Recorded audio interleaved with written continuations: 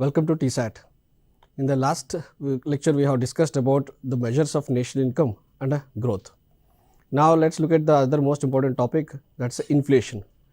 Okay, right now, every economy across the world is experiencing this problem of inflation. In fact, even in India, the inflation, the wholesale price index based inflation is more than 15%, and the retail inflation, that is computed using consumer price index, is approximately 7%.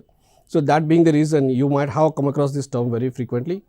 Now, let's try to understand the terms related to inflation before going ahead with this topic. So, inflation is simply a phenomena or a general trend in rise in price level. We call this as an inflation. So, when the price of goods and services over a period of time keeps on increasing, the economy is set to experience inflation. Similarly, the phenomena or a general trend in fall in prices, a persistent fall in prices of goods and services, we call the phenomena as a deflation. So, prices keeps increasing, it's an inflation. Prices keeps decreasing, it is a deflation. Okay. Let me also make it clear with respect to the term called disinflation. Disinflation. So, when I say disinflation, it is different from the word deflation. Don't get confused with deflation and disinflation. Deflation is fall in price level, whereas disinflation is nothing but fall in rate of inflation. Fall in rate of inflation. So, it does mean it's not the prices are falling, but the rate of inflation is coming down. So, whenever the inflation is trying to be if the policy actions of the government is resulting in taming down the inflation, then we say the phenomena as a disinflation. Let's say an inflation rate from 10% has come down to 9% and then has come down to 8%. So, this is the rate of inflation. So, prices are rising, but the rate at which prices are rising is decreasing, and this phenomenon is what we call disinflation. The other important term that you need to understand is reflation. So, reflation is, in fact, you could simply say it's a short form of reinflation. So, whenever the prices keeps falling and any initiative taken by the government and the RBI to reinflate the prices or to contain the phenomena of inflation, okay, that might result in a re-increase in prices is simply what we call reflation. So, why would generally why would prices either rise or why would prices fall? As you are already aware of the fact, in a market economy, price is a function of demand and supply. So, whenever the demand increases much more than the supply, let's say the demand of a commodity is much more than the supply, then prices tends to increase. At the same time, if the demand may be remaining constant, but imagine there is a huge fall in supply, let's say there is a huge fall in supply, even that might rise in prices. Similarly, when the demand remains constant, let's say imagine the demand has not changed considerably, but there is a tremendous increase in supply. In such case, because of enormous increase in supply, prices might fall. Similarly, supply remains same, but there is a change or fall in demand. Even in such case, when there is a large fall in demand for a commodity, even that might result in a fall in prices. So, simply speaking, in a market economy, price is a function of demand and supply, and it is a change in these variables, demand and supply, or what we call the market forces, results in change in prices. Now, let us look at this phenomena where there is a less demand for various goods and services, and since the demand for goods and services is less, as a result, the prices are experiencing a fall. Now, let us imagine the government on the RBI is trying to do something to boost the demand in the economy. Generally, what we call this an expansionary policies. So, RBI could go for an expansionary policy, or even the government of India or the finance ministry could go for an expansionary policy through stimulus measures called monetary stimulus or fiscal stimulus. And how could RBI go for a monetary stimulus? By reducing the interest rates. So, when you reduce the interest rates, what would be the impact upon the demand? When interest rates reduces, the offtake for credit, I mean the loan offtake increases. As a result, the consumption spending, investment spending increases, that boosts the demand. As a result, in increase in demand, what happens to the prices? That keeps going high. Is it that impact of RBI or government of India which results in boosting prices, okay, to contain the phenomenon of deflation is what we generally refer it as a reflation. So, I guess you are clear with the topic, okay, the concept of inflation, deflation, reflation and disinflation. Now, let us go ahead with the other important term, that is stagflation. Stagflation is a combination of two terms, that is stagnation and inflation. So, you know the aspect of inflation. What is inflation? It's been clear, but stagnation is a phenomena where the economy, I think many times you might be using this word called stagnated waters. So, when an economy doesn't experience any considerable change, either there is neither increase in the output nor fall in output. So, if the economic growth has been stagnated, generally we happen to combine, call the phenomena as stagflation. At the same point of time, the economy is experiencing rise in prices of goods and services, we call it a stagflation. So in fact, stagflation, whenever you experience a stagflation, these are the three prominent things you would be noticing. So the economy experiences a slight slowdown or simply fall in growth rates. At the same time, there will be rising unemployment levels, and as a result, there is a fall in, so rising unemployment levels. At the same time, you could also find that there is a increase in prices of goods and services. So if you come across any economy experiencing these three factors at the same point of time, the economy could be considered as an economy experiencing the phenomena of stagflation. So I think now you are clear with inflation, deflation, reflation, disinflation and stagflation. Now let's look at the other terms related to inflation. So here in this case, I have simply different terms like creeping inflation, and then you have these terms called trotting inflation, walking, running, galloping. You could call it other types of inflation like hyperinflation, runaway inflation. So in all the cases, I just want to convey the fact the economy is experiencing inflation. Why do people use these terms called creeping, trotting, galloping, hyper, runaway, is to let you understand the rate at which the inflation is rising. So a very huge rise in prices of goods and services in a very short span of time, we use the term something like, these are something adjectives that let you understand how worse the situation is.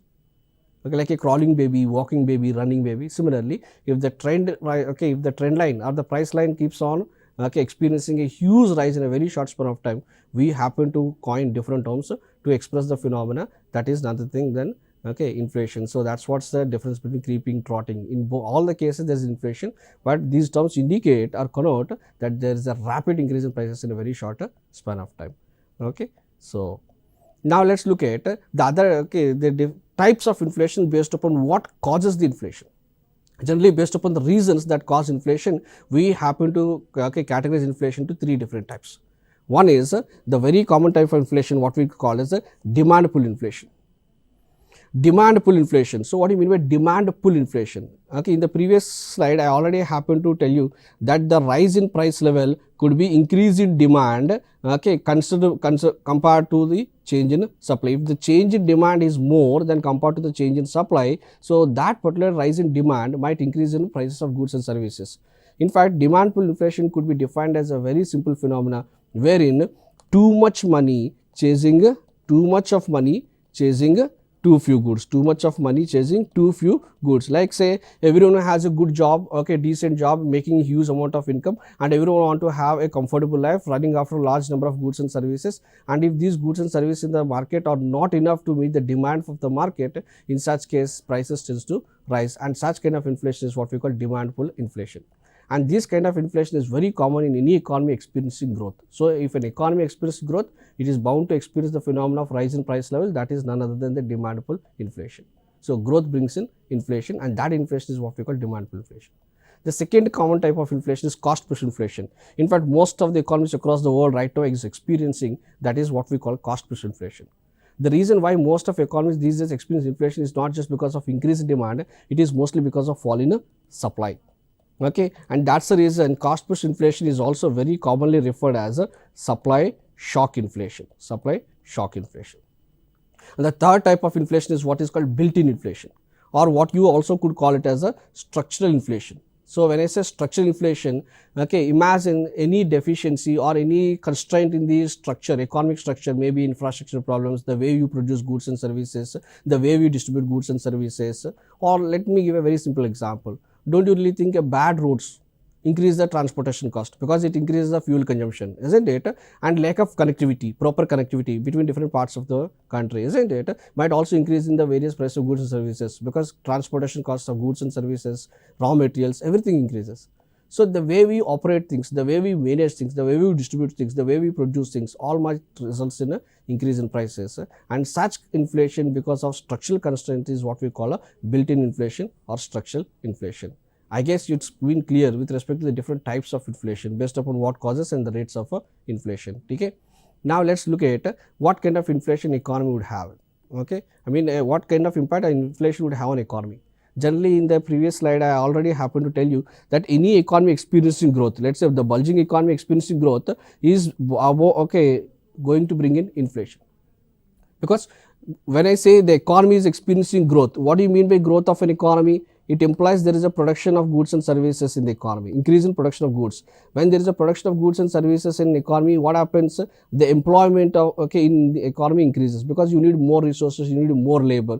As a result, in increase in employment, what happens? The income earned by these people increases. When income increases, what happens? People tendency to spend, consumption increases. As a result, what happens?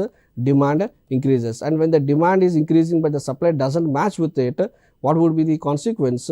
That results in a rise in prices. And that's the reason I happen to make it clear, whenever the economy experiencing growth, it is typically, it's bound to experience a phenomenon of inflation, and I call that as the demand pull inflation. So that's what this figure simply shows you. So an economy experience growth, experience inflation, and if this inflation is not controlled within a given span of time, that inflation is so dangerous that would have an adverse impact upon the growth of this economy. So if you could observe the person from this particular, from the left side to the right side, inflation is growing, but and the economy is becoming weak. Got it? So inflation is a byproduct of or is a result of growth, but if that inflation keeps on growing and is not in control, that would really kill the prospects of growth of any economy. So now let's try to understand what's the impact of inflation. But before that, let me also make it clear with respect to one more empirical observation made by Arthur Phillips, what is very popularly called as Phillips curve. In the previous lecture, when we discussed about national income growth, I explained Okun's law, but here in this case I am trying to establish the relation between inflation and unemployment rate. So this economist by name Arthur Phillips, he happened to make an empirical observation. So from a given set of economic data of various European nations, he made an observation. The observation of this person is, whenever the inflation rate is high, let's say take this point, whenever the inflation rate is high in an economy, he made an observation that the unemployment rates in that particular economy are low. Whenever the inflation rates are low, if you look at this particular point, the unemployment rates in the economy are high. So this concept that been observed by this particular economist is very popularly called as Phillips curve. Why is it so? So this gentleman says inflation does mean rise in prices, and that price rise is because of increase in demand, and the demand is increasing because of consumption, that is because of increase in the employment opportunities. So because of more production, employment is increasing, and that's the reason whenever there is a high inflation, does mean there is a more production, prices rise does mean because of more demand. Why is the demand high? Because of more production, and because of more production the employment rates are high. As a result, unemployment rates are low. Similarly, he says whenever there is a inflation rate, low inflation rate does mean when inflation rate is low, he says that is because the demand in the economy is low. Why is the demand low? Because people's consumption is low. Why is it so? Because there is no enough production. The production or the economic activity is experiencing a contraction, that might result in increase in unemployment rates. And this observation made by this particular person is what we call as a Phillips curve. So it establishes relation between inflation and unemployment rate, whereas Okun's law establishes a relation between growth rate and unemployment. So with every 1% rise in unemployment in an economy, what would be the impact upon growth rate is what Okun's law says. Got it? Now let's look at the impact of inflation on economy. Generally, whenever there is an inflation, does mean price rise. The same concept could be expressed as a phenomena wherein with rise in prices, what happens to the value of money, purchasing power of your money, it keeps decreasing.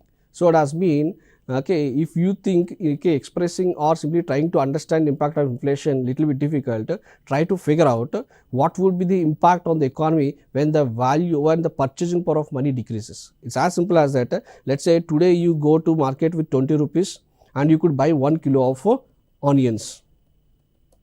But tomorrow, imagine if you need rupees 40 to buy the same basket or same kilo of onions.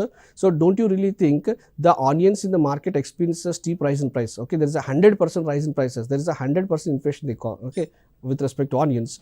At the same time, the same thing could also be expressed as a phenomena wherein you need 20, your 20 rupees has a purchasing power of 1 kilo onions the previous day, but right now, you need 40 rupees to buy the same kilo of onions. That means your money in your pocket has experienced a rapid erosion of its purchasing power. So I could simply define inflation is a phenomena, is as simple as that, is a phenomena wherein the money or the purchasing power of money keeps eroding because of inflation. So in both the cases it means one and the same, isn't it? So you need to forego more and more money to purchase the same basket of goods and services. So henceforth let's try to understand the impact of inflation, okay, from the dimension of fall in purchasing power of money.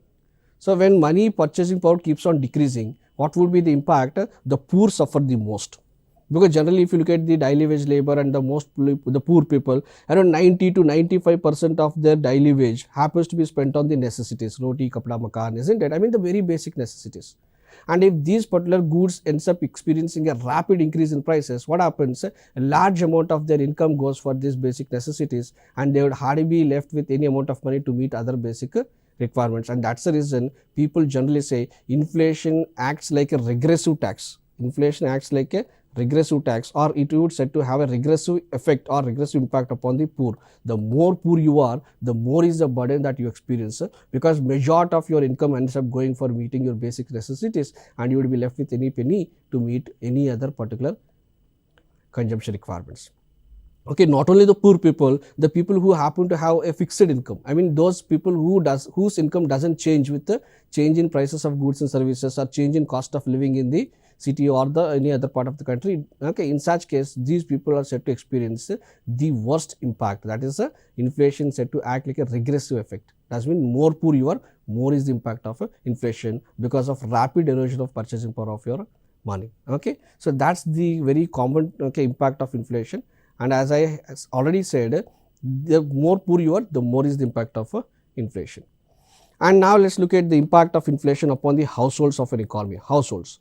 So what do you think is the impact of inflation on households? Generally people say the real income of the people decreases. Real income decreases. Okay, what do you mean by real income decreases? So let me define the difference between nominal income and real income. So nominal income refers to the money that you are receiving. Let's say you are working for a company and you are receiving some salary, and that salary that is credited to your bank account regularly is what is called nominal income. Then what is real income? It's simply nominal income adjusted to inflation. So remove the rate of inflation or adjust the nominal income, okay, with the inflation rate, what you get is a real income. Let's say your nominal income is 1 lakh rupees. 1 lakh rupees. Then what is the real income? Real income is nothing but the basket of goods and services this 1 lakh could purchase. This 1 lakh could purchase is what I call real income. That's what I mean to say. Let's say today if you have 1 lakh rupees of income and at a very low rate of inflation, if 1 lakh could purchase a wide basket of goods and services. But because of very high increase in inflation, let's say the rate of increase in prices of goods and services is by 100%. It does mean the next month for the same 1 lakh, you could only get a 50% of this basket because the economy has experienced a 100% rise in prices. So now your 1 lakh rupees would have only purchasing power of half the size of the basket that it could purchase 1 month back, isn't it? And that's what's meaning of real income. Okay, what your money could buy, experiences a drastic fall. So as a result of your real income decreases, what happens to the households? The overall the total consumption of the households decreases. So it does mean the demand in the economy by these people decreases. When the demand decreases, you know what kind of impact it would have upon the production in the economy. So that is the reason I ended up saying, I already ended up saying that whenever the inflation is very high, that results in adverse effect upon the growth of an economy, because people are not interested in producing goods and services. The reason, none of the people are interested in purchasing more goods and services because of rapid erosion of value of money. Okay? So now let's look at what kind of impact it would have upon the financial institutions. Generally, what happens? Not only real income of the people decreases, real interest rates decreases. Okay, during inflation, real interest rates decreases. So what's the difference between again nominal interest rate and real interest rate? Real interest rate is nothing but nominal interest rate adjusted to inflation. I mean simply remove the component of inflation. Let's say if you happen to keep your money in a bank which promises 5% rate of interest, but does mean your 100 rupees by the end of the year is going to give you 105 rupees. That means at 5% annual rate of interest, your 100 rupees deposit gets you 105 rupees at the end of the year. But at the same time, if the inflation rate is 10%, does mean the erosion of purchasing power of your money within 1 year goes down by 10%. I mean whatever you could buy it for 100 rupees, Okay, a year later you need to forego 100 rupees to purchase the same basket. In such case, your money experiencing rapid erosion of value of purchasing power, isn't it? So it does mean your money in the bank, okay, is fetching you 5% rate of interest, but the inflation rate is eroding your purchasing power. So that's the basic reason. If I remove the, okay, so let's say the nominal rate of interest is 5% and the rate of inflation is 10%. So what is the real rate of interest? Minus 5%. So at times of high inflation, the real interest rates decreases. When the real interest rate decreases, people's willingness to save decreases. When savings decreases, what happens to investments? I think you would be able to sense it. And when it goes savings of the people, or people are not interested in savings, then you could understand the impact upon the financial institutions like banks and other, okay, intermediaries. Similarly, let's look at the impact of inflation upon the government of India. When the inflation is high, obviously even government expenses keeps increasing, because government need to compensate the employees by paying more dearness allowance, isn't it? Because people obviously expect, because the cost of living is increasing, but we would not be happy working for the same salary. So government spending increases. And since in government of India also happens to be consumer of large basket of goods and services, even government's expenditure keeps increasing. The overall expenditure of the government during inflation increases, because the salaries it need to compensate the people at a higher level, its expenditure levels increases. Sometimes the government also need to provide subsidies to the people to bring the price of goods and services at a reasonable rates. So as a result of high inflation, the expenditure of the government increases.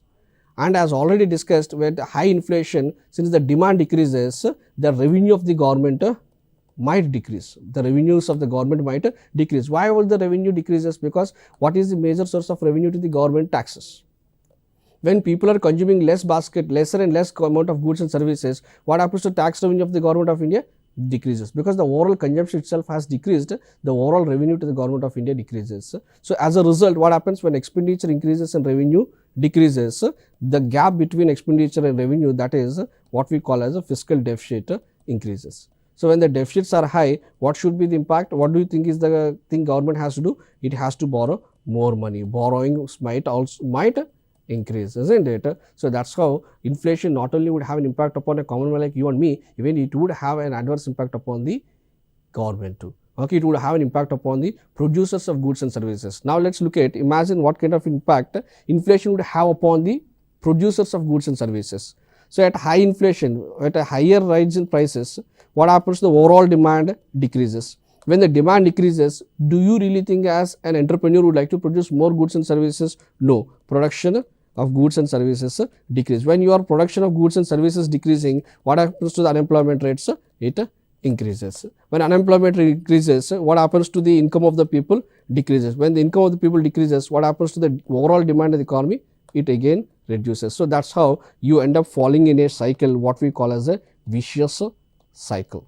So it does mean your economy might end up experiencing a very bad impact. So high inflation would kill the prospects of growth of an economy. Okay, isn't it? And if you cannot, if you are not in a position to bring down the inflation within the control, that really results in your economy experiencing great contraction, isn't it? And when the economy experiences contraction, fall in production, rise in unemployment, I guess you could understand the consequences, isn't it?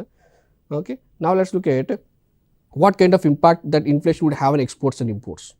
Simply look at the impact of inflation. Now imagine in our economy, because of demand pull inflation, the prices are rising. That has been people of India are willing to pay better price for goods and services. When the price of goods and services in India is increasing, as an exporter, would you like to sell goods in India or outside India? We would like to sell more in India. Okay, we would like to sell more and more goods in India, because the prices of goods and services in India is increasing. People are willing to pay more and more prices. As a result of more sale of goods within India, what happens to the exports of India? Decreases. It's as simple as that. Now imagine for every 20 rupees, okay, an American could purchase one pencil from India, but the same pencil in India experiences a rise in price from 20 to 40. Okay, don't you really think the number of pencils he gets for $1 decreases? Isn't it? Because for every 80 rupees, okay, if 80 rupees is the price of $1, for every 80 rupees he could buy 4 pencils. But at 40 rupees per pencil, for every 80 rupees, he could only get 2 pencils. So it does mean that Americans purchasing pencil from India decreases, and henceforth I could also simply end up concluding it that results in fall in exports. Okay. And since there is enough demand in the economy, there might also be an increase in imports, because since people of India are happy consuming more goods and services, that might result in increase in imports. So, the impact of inflation, what could be the impact of inflation? Exports might decrease and imports might rise. As a result, when exports are decreasing, what happens to, let's say we are interacting with the world only in terms of dollars, what happens with the impact? Dollar supply decreases, and because of increase in import, dollar demand increases. So, when the demand for dollar is increasing compared to the supply, what happens? The impact on rupee decreases. So, rupee depreciates, rupee depreciates. So, when rupee depreciates, let us say, okay, imagine from 60 rupees for a dollar, if rupee experiences a fall in value to 80 per dollar, what happens? Any product that you are purchasing in terms of dollars would experience a very huge amount of price rise, isn't it? So, it has been whatever you get it for a 60 rupees, whatever you could get it for 60 rupees, right now for every dollar you need to forego 80 rupees. Does mean when rupee ends up depreciating, what happens to your import bill? Your import becomes costly. When your import bill is costly, let us say take the case of typical imports of India, we import oil, isn't it? Around 60 to 65% of our oil requirement is met through imports. We Indians also import coal, isn't it? So, we Indians import gold. So, large amount of goods and services we consume happens to be imported from abroad, and when the rupee ends up depreciating, that would result in a huge increase in cost of imports. So, that increase in cost of imports, when crude oil prices increase, what would be the impact on inflation again? The inflation further rises. So, inflation might sometimes drive the inflation. Understood? So, we have seen in this particular lecture the topic, the concept of inflation, deflation, different terms related to inflation, deflation, what causes the inflation, isn't it, and what's the impact of inflation on the economy. So, starting from the poor man to the middle class people to the producers of goods and services, I mean to the firms, financial institutions like banks, non-banking financial companies, including government of India, everyone would experience the heat of inflation, and that's what we have discussed in detail about how it would have an effect. And going further, we also have seen what kind of inflation, what kind of impact inflation would have an effect upon the trade, that's an exports and imports, and that fall in the imports and increase in export bill, fall in export bill and increase in import bill results in rupee becoming weak, and when rupee becomes weak, our import bill becomes very costly, and when imports becomes too costly, that again might drive us in the more inflation. Frankly speaking, right now the current inflation that we Indians are experiencing because of Russia-Ukraine war, you know the fact, because of the global crude oil prices rising, and we ended up experiencing this rapid fall in value of rupee, isn't it? And as a result, we end up paying more and more amount of money for the goods and services we are consuming, isn't it? We are already experiencing the phenomena, that's a rupee depreciation and resulting in an increase in inflation. So, this is what we have discussed, and having seen inflation being so bad, we need to keep the inflation within a control. Now, we will continue with the next session, wherein we will be discussing what are the various measures of inflation and how to control this inflation. So, that would be our next part of discussion with respect to inflation. Having seen the different terms related to inflation and what causes inflation, the impact of inflation on the economy. When I say impact of inflation in the economy, we have seen the impact of inflation upon the common man, the government, the producer of goods and services, financial institutions. So, as inflation seems to have very bad impact on the economy, it is our priority to control the inflation. And right now, you all know the fact that India is right now experiencing very high inflation, and this inflation is all because of the the weak rupee. I mean, one is because of weak rupee, the other is because of subsidized shock inflation related to crude oil prices. So, we need to keep the inflation within a control. To keep the inflation within control, we need to have tools to measure the inflation. So, the next part of our discussion would be how to measure inflation, or what are the various measures of inflation. Thank you.